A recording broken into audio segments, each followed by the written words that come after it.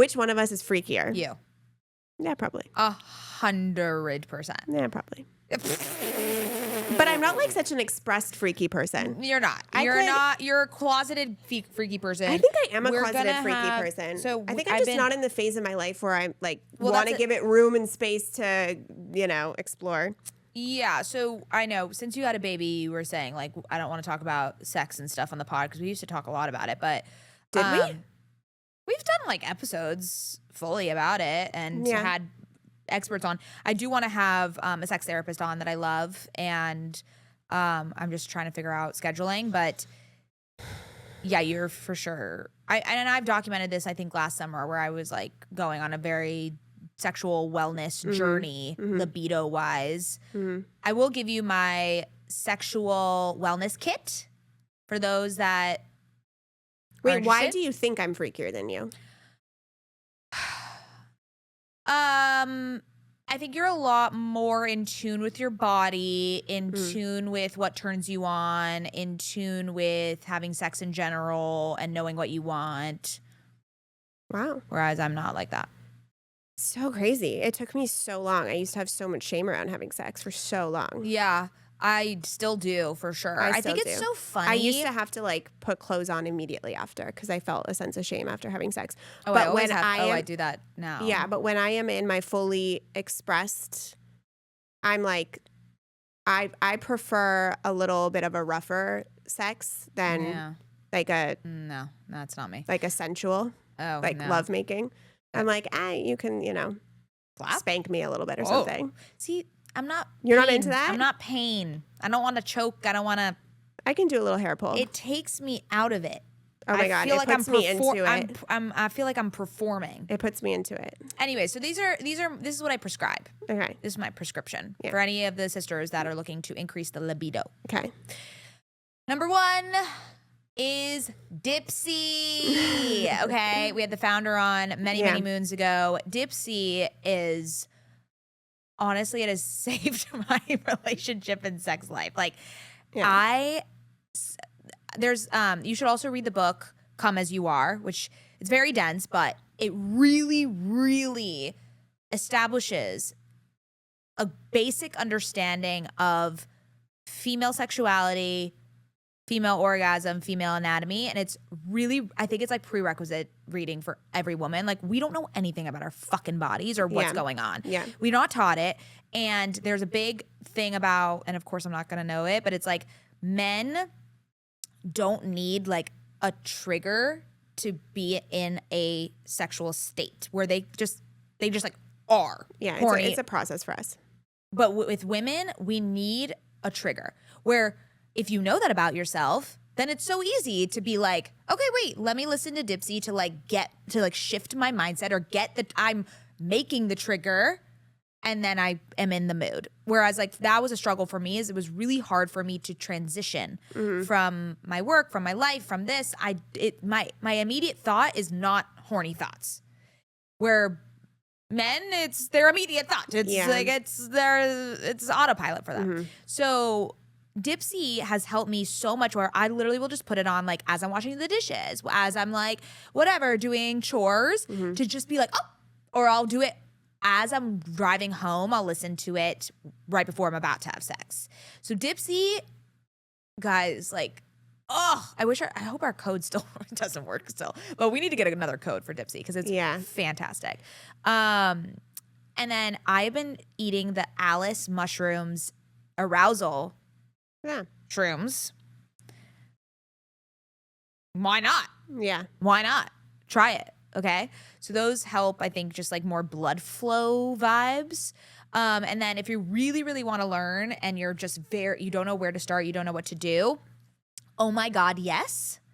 It is a educational like course about the female orgasm. Yeah. And you watch videos. Yeah. And it's great. Okay. It shows you how to do things. So, for me, and romance novels, of course. 2 tips that I have. One of the tips is something I'm aspiring to do. It's not something I'm like fully doing, but one tip is that I am someone, there's a lot of as you said, there's a difference between, men and women when it comes to arousal and how quick, it's a lot more mental for most women, not all. Totally. Not all, but it's Not a lot all. more mental. And so for me, I am not someone who orgasms quickly. It takes time. I have to be in the mental space. I have to be It's a whole process. It's a whole process, but I don't let that I don't let that what I'm trying to say is, for me, a positive and a good sexual experience is when I'm just in my sexual energy. Yeah, it doesn't. You're not focused on the end game. I don't need to orgasm every single time because it's hard to make me orgasm. Yeah. It is. Yeah. A lot of women struggle with that. Yeah. It's just part of who we but are. when you shift that, that's really important because shift I that. also was like, oh, it's a failed experience. No, right? I'm like, ooh, I felt sexy. Right. I felt connected to my husband. Yeah. I felt in the zone. I kind of went somewhere mentally that wasn't overthinking. But maybe I didn't orgasm. Maybe I did. Depends. But I don't make that mean anything about whether that was a successful sexual experience. Yeah. For me, it's just being in the vibe. And then Totally. the second thing, which is what I'm trying to work on, Lauren Bostic says this, and I love that she does this.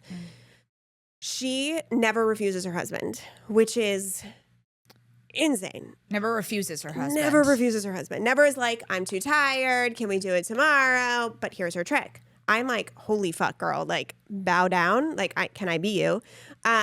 She, in the beginning of her relationship, she tells the story on the podcast all the time. In the beginning of her relationship, her boyfriend, then now husband, would want to have sex with her after she'd bartended all night. And she's like fucking exhausted. Yeah. She called her stepmom, and her stepmom said, Lauren, rally.